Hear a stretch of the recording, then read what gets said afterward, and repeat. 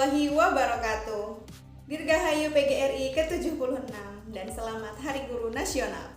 Perkenalkan, nama saya Gina Maratul Fitriana, guru mata pelajaran IPA di SMP Negeri 3 Sindangwangi 1 Atap. Saya mewakili Kecamatan Sindangwangi untuk lomba media pembelajaran. Adapun media pembelajaran yang telah saya rancang adalah media pembelajaran PPT interaktif untuk jenjang SMP pada kelas 9, khususnya materi listrik statis. Selamat menyaksikan.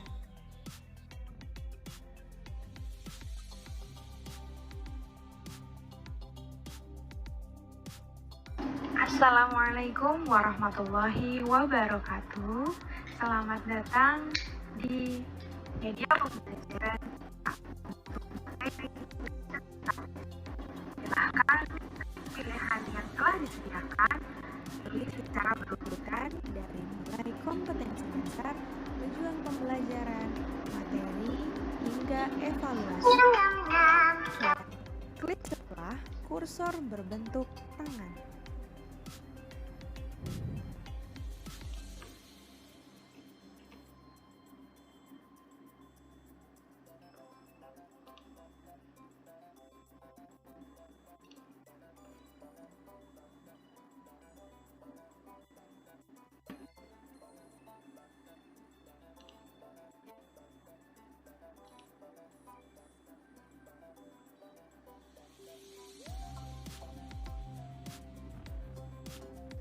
Masih ingatkah kalian dengan atom? Apa itu atom? Ya, atom adalah partikel terkecil penyusun suatu benda atau materi atau zat. Atom-atom penyusun suatu benda tersusun atas beberapa komponen seperti pada gambar struktur atom natrium berikut ini. Pada inti atom tersusun atas proton yang bermuatan positif dan neutron yang tidak bermuatan atau bermuatan netral. Sedangkan inti atom ini dikelilingi oleh elektron atau muatan negatif.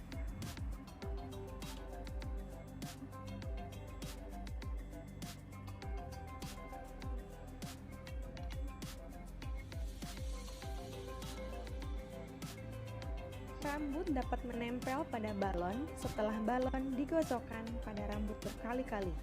Hal tersebut terjadi karena adanya perpindahan elektron dari rambut ke balon, sehingga balon dan rambut menjadi bermuatan. Ada beberapa macam muatan.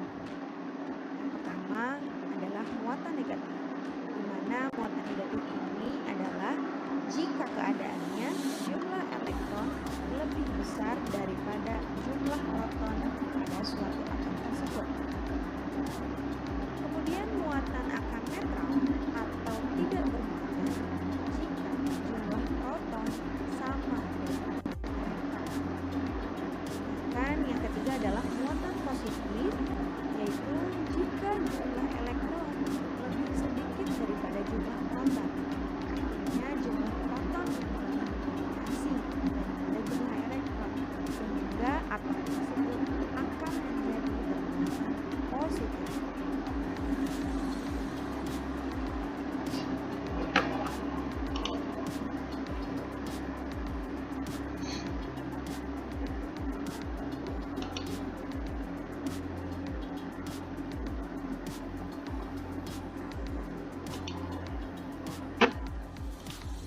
Bagaimana membuat benda menjadi bermuatan listrik?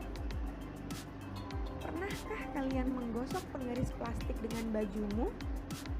Jika belum, coba lakukan. Kemudian dekatkan penggaris tersebut dengan potongan kertas. Amati tersebut. Ya, betul. Kertas akan menempel tertarik pada penggaris. Hal tersebut dikarenakan penggaris menjadi bermuatan setelah digosok dengan baju. Nah, pada dasarnya setiap zat atau setiap benda itu tidak bermuatan atau netral. Namun, jika dua benda tersebut digosok, maka akan terjadi perpindahan elektron dari suatu zat ke zat yang lain atau dari benda ke benda yang lain. Seperti seperti contohnya penggaris plastik yang digosokkan dengan kain wol, di mana elektron pada kain wol itu akan berpindah menuju penggaris, sehingga penggaris menjadi kelebihan elektron dan bermuatan negatif, sehingga kain wol menjadi kekurangan elektron. Ya, karena elektronnya sudah berpindah ke penggaris, oleh karena itu kain wol menjadi kekurangan elektron sehingga kain wol menjadi bermuatan positif. Nah, sedangkan jika yang digosoknya itu adalah kaca dengan kain sutra, maka elektron ini akan berpindah dari menuju kain sutra, sehingga sutra akan menjadi bermuatan negatif karena dia kelebihan elektron. Sedangkan kaca, karena dia sudah memberikan elektronnya kepada kain sutra, maka dia akan menjadi bermuatan positif karena dia akan menjadi kekurangan elektron.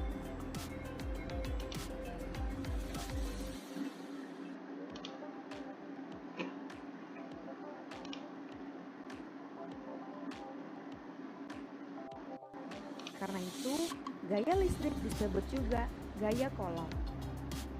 Nah, gaya listrik atau gaya Coulomb. Gaya listrik Coulomb ini merupakan gaya tarik listrik atau tolak benda bermol.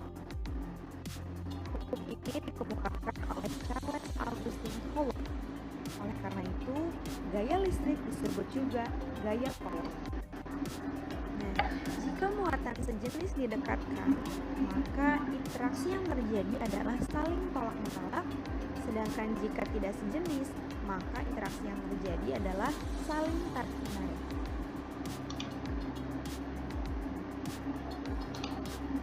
Gaya Coulomb dipengaruhi oleh beberapa faktor, di antaranya satu, besar kedua muatan, di mana semakin besar muatannya, maka semakin besar listrik. Kemudian yang kedua adalah jarak antar muatan. Berdasarkan percobaan, ternyata semakin besar jarak antar dua muatan ini atau semakin jauh jaraknya, maka semakin kecil gaya tarik atau gaya tolak. Sehingga dari faktor-faktor tadi, dari hasil percobaan tadi, kita bisa dapatkan rumus dari gaya Coulomb adalah F sama dengan Ki1 Ki2 per R kuadrat, atau biasanya kita bisa hafalkan menggunakan sebuah kata, kakiku rorombeheun. Nah, bukan berdoa ya, tapi ini hanya sebatas kata ini. Nah, dengan ini F adalah sebagai gaya Coulomb. Dari apapun itu pasti satuannya meter. Kemudian K menunjukkan konstanta, dimana karena konstanta ini selalu tetap nilainya, yaitu sebesar 9 kali 10 pangkat 9 Newton meter kuadrat per C kuadrat.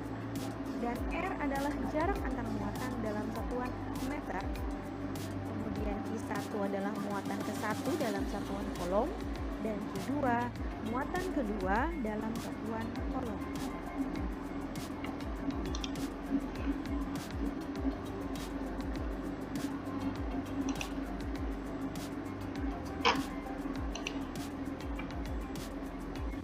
Medan listrik merupakan daerah di sekitar muatan yang dapat menimbulkan gaya listrik terhadap muatan lain. Artinya, jika suatu benda berada di sekitar medan listrik, maka akan tertarik atau tertolak oleh muatan tersebut. Seperti contohnya ketika kita menggosok penggaris plastik. Ketika penggaris tersebut didekatkan dengan kertas, maka kertas akan tertarik atau menempel pada penggaris. Hal tersebut menunjukkan bahwa kertas berada pada medan listrik penggaris tersebut. Namun apabila penggaris tersebut dijauhkan dari si kertas, maka kertas tidak akan tertarik sama sekali. Hal tersebut menunjukkan bahwa si kertas itu tidak sedang berada dalam lingkungan medan listrik penggaris tersebut, sehingga kertas tidak akan tertarik sama sekali ke penggaris.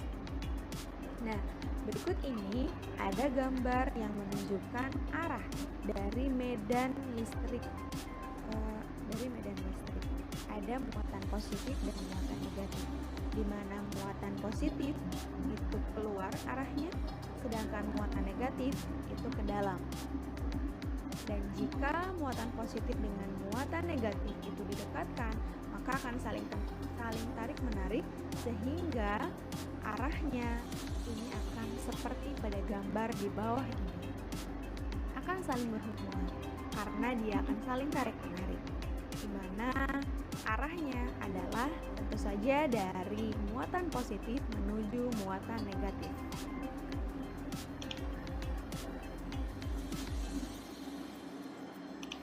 Besar medan listrik dipengaruhi oleh beberapa faktor. Yang pertama, muatan listrik atau Q, di mana semakin besar muatan listriknya, maka otomatis semakin besar kekuatan medan listriknya. Kemudian yang kedua adalah jarak suatu titik terhadap muatan atau R, di mana ketika suatu titik ini semakin jauh dari muatannya, maka medan listriknya akan semakin kecil. Tapi sebaliknya, jika jarak suatu titik ini semakin dekat dengan muatan, maka medan listriknya pun akan semakin besar. Seperti yang sudah saya tadi sebutkan, ketika penggaris didekatkan dengan kertas, maka medan listriknya akan tinggi. Sedangkan ketika dijauhkan, itu medan listriknya akan rendah. Tidak ada di lingkungan medan, sehingga tidak akan ada interaksi tarik-menarik atau tolak-menolak. Kemudian yang ketiga adalah gaya listrik atau F.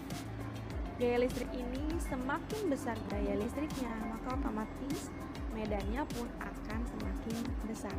Sehingga kita bisa rumuskan medan listrik dirumuskan menjadi K Q per R kuadrat. Berbeda dengan gaya. Kalau gaya ada dua muatan, kalau medan ini hanya satu muatan saja. Atau E sama dengan F per Q, di mana rumus ini ada dua, hanya mana yang harus kita gunakan itu ditentukan pada soal yang disediakan. Apa?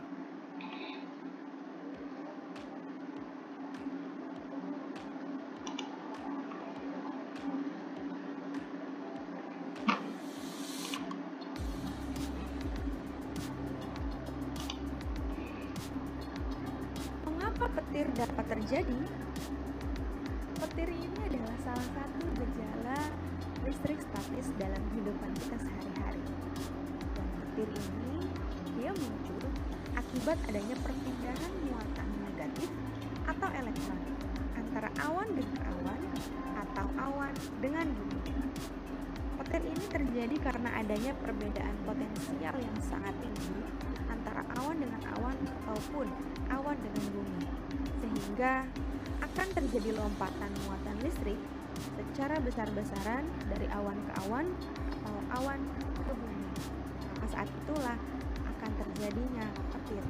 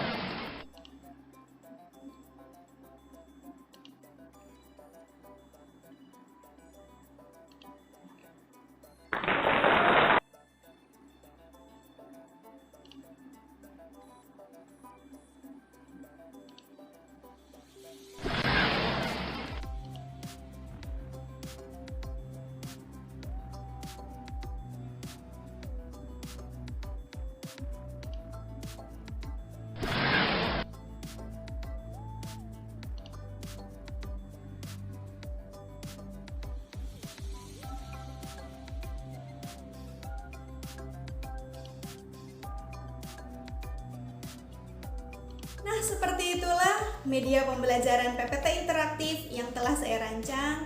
Semoga dapat bermanfaat dan dapat menginspirasi rekan-rekan guru semuanya. Dan saya menyadari bahwa dalam media pembelajaran yang saya rancang ini masih jauh dari kata sempurna. Oleh karena itu, saya akan sangat terbuka sekali dalam menerima kritik dan saran dari rekan-rekan guru semuanya sebagai bahan refleksi saya ke depan agar lebih baik lagi. Mari menjadi agen transformasi pendidikan Indonesia.